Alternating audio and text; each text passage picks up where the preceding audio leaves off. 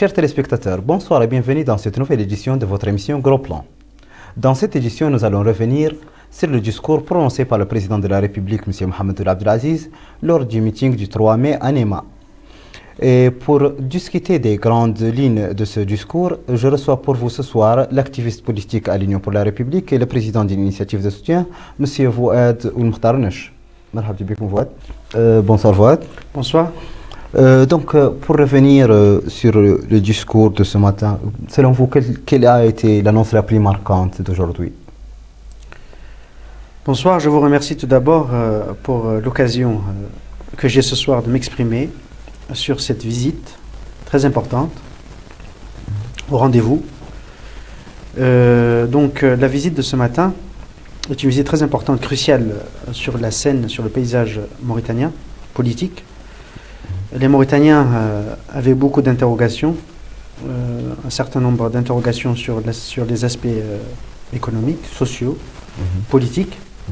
Et aujourd'hui, je pense que le discours du président Mohamed Abdelaziz a été un discours très riche, très varié, qui a apporté un certain nombre de réponses, un certain nombre d'interrogations qui demeuraient en suspens depuis un temps.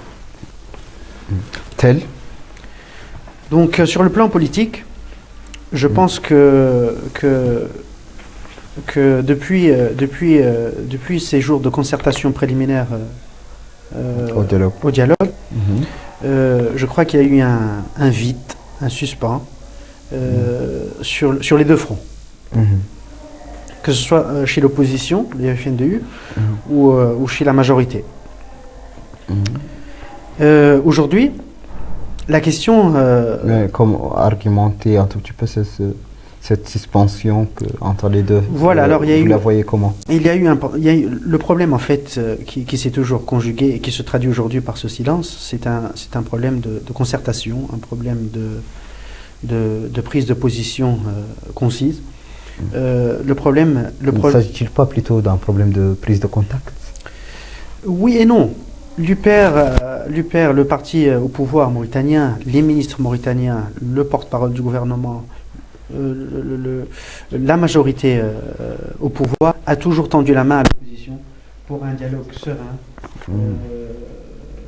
Et ils ont traduit cette volonté par un maximum de concertation, de concessions.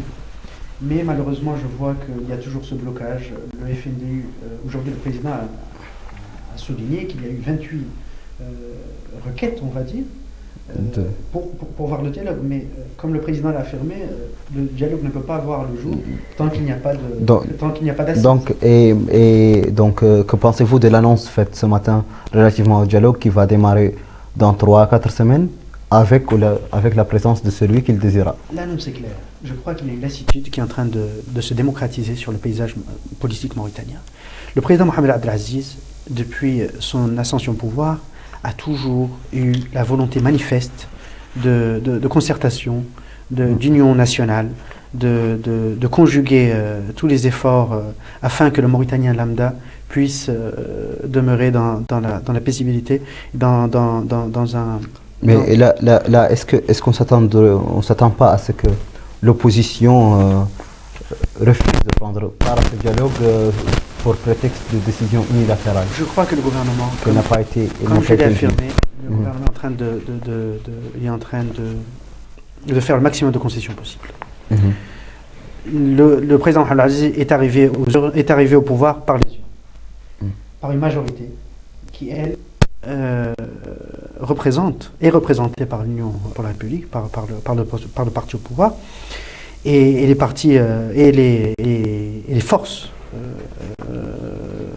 de la coalition de la majorité présidentielle. Voilà, absolument. Et donc, là aujourd'hui, on va arriver à un point de non-retour. Soit on avance tous vers un dialogue serein afin d'apporter d'apporter cette synergie, ce dynamisme pour aller de l'avant, pour ce plan de développement de la Mauritanie auquel tous les Mauritaniens aspirent, et que les partis soient de l'opposition ou du pouvoir, on doit tous vers un lendemain meilleur et serein. Donc on doit tous œuvrer à faire de sorte que le dialogue voit le jour. Donc je pense que l'opposition devrait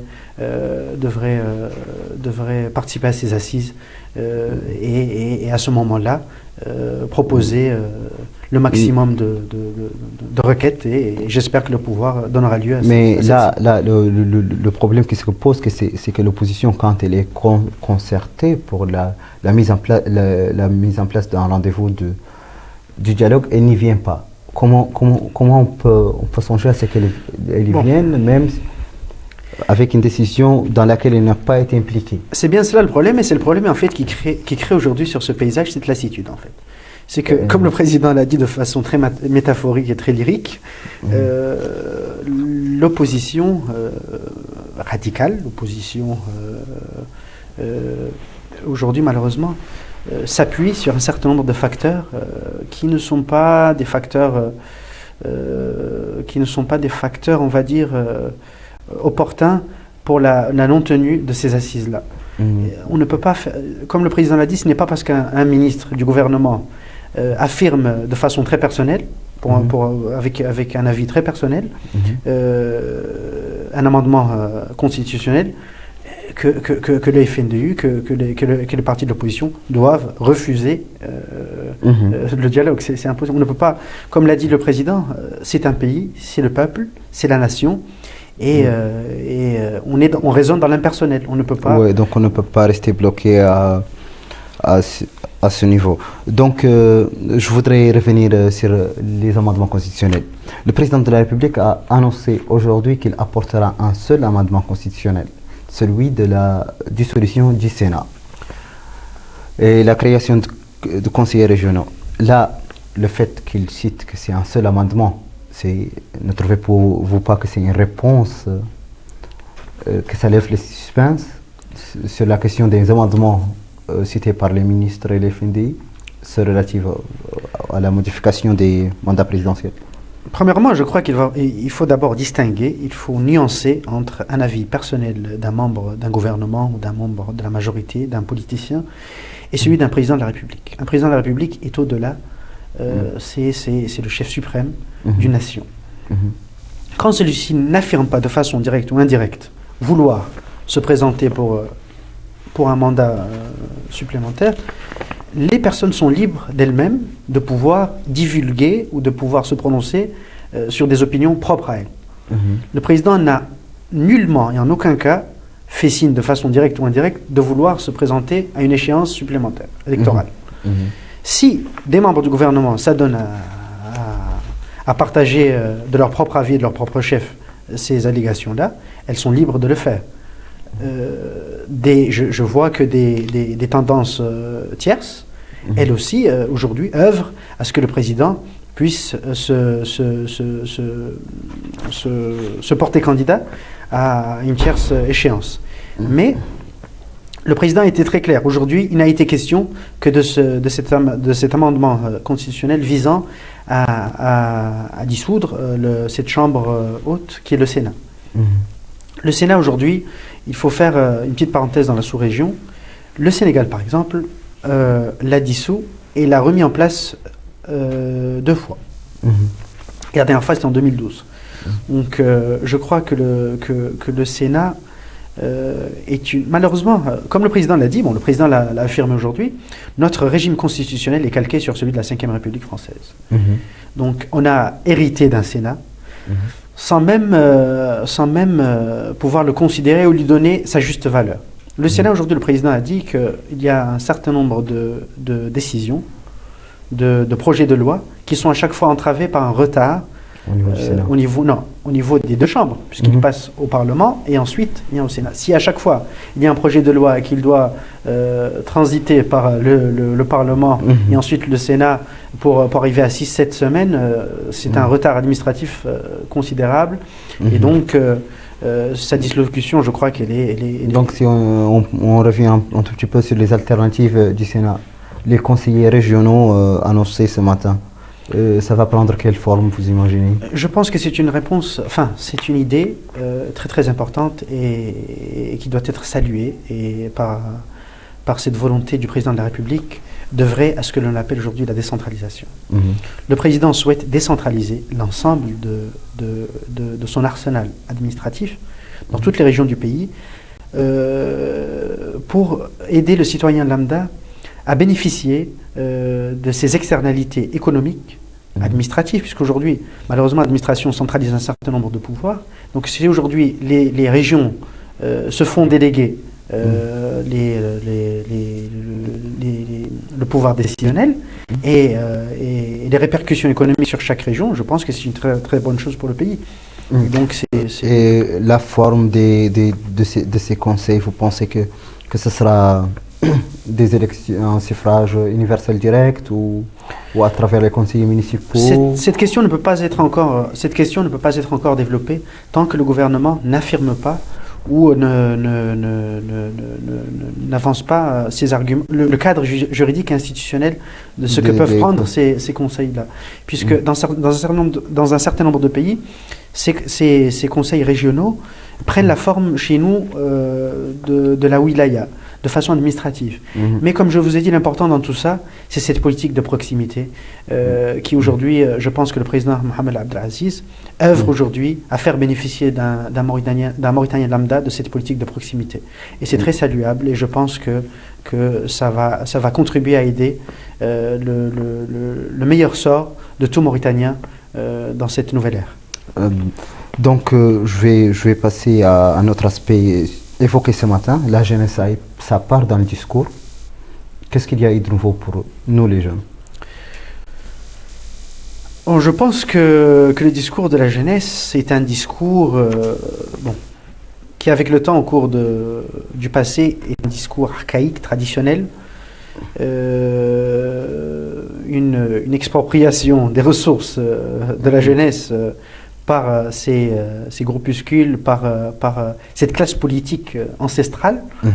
Aujourd'hui, Mohamed Abdelaziz, depuis 2009, a toujours salué et a toujours œuvré à cette insertion de la jeunesse et de la femme en Mauritanie. Comme on peut le voir aujourd'hui, alhamdoulilah, je crois que la jeunesse est représentée au sein au moins de la Chambre, au moins du Parlement, avec la présence d'un certain nombre de jeunes.